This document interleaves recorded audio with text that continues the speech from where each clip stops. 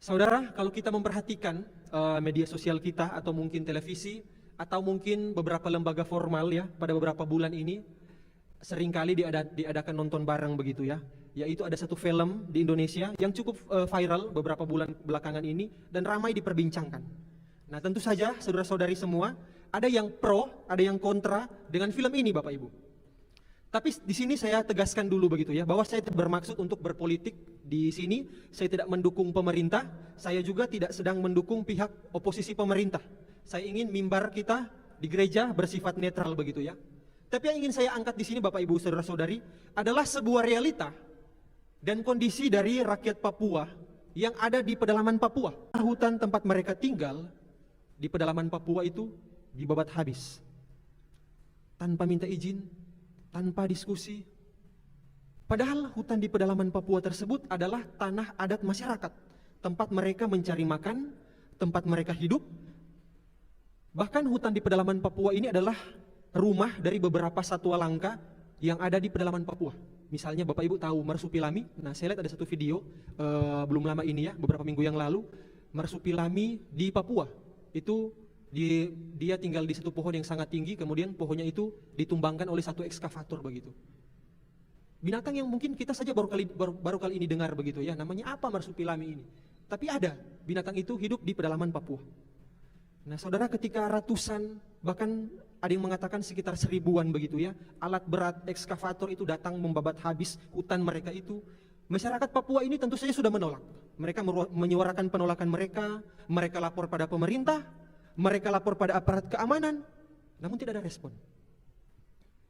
Nah, penduduk di Papua, di pedalaman Papua yang ada di sana pada saat itu, mereka mayoritas adalah orang-orang Kristen. Tentu saja karena mereka adalah orang Kristen, mereka bergereja, mereka berharap bahwa gereja bisa membantu untuk menyuarakan keberatan mereka ini. Tetapi yang terjadi saudara, gereja diam. Gereja tutup mulut terhadap ketidakadilan yang dirasakan oleh jemaatnya, oleh masyarakat yang ada di pedalaman Papua. Alhasil saudara, pemerintah tidak bisa diandalkan, aparat penegak hukum tidak bisa diandalkan, bahkan gereja tidak bisa diandalkan. Nah, lalu apa yang mereka lakukan saudara? Disinilah menariknya saudara. Kalau Bapak Ibu lihat di layar begitu ya, itu ada salib merah yang sangat besar itu, lebih besar daripada ukuran manusia, itu sangat besar begitu saudara.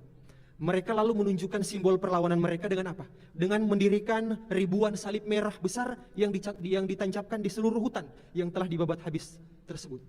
Seakan mereka itu mau berkata seperti ini saudara, kami sudah terlalu menderita, tidak ada lagi yang bisa kita andalkan, hanya kepada Tuhan kami bisa berharap. Nah saudara, ribuan salib merah besar itu menjadi lambang penyerahan diri dari penderitaan ribuan orang yang tak berdaya menghadapi ribuan alat berat dan ribuan moncong senjata laras panjang yang melawan mereka. Saudara, ribuan tahun dahulu di Yerusalem, sebelum ribuan salib merah besar berdiri di tanah Papua, telah berdiri satu salib hina yang di sana terpaku satu orang yang paling menderita di dunia. Dia bukan menderita karena kesalahannya, dia bukan menderita karena dia bersalah. Justru dia menderita karena dia orang benar. Dia menderita bukan karena kesalahannya pribadi, justru karena kesalahan orang-orang yang menyalibkannya pada saat itu. Lalu pertanyaannya, bagaimanakah kita meresponi penderitaan Kristus dalam kehidupan kita pada masa kini sebagai orang-orang yang percaya?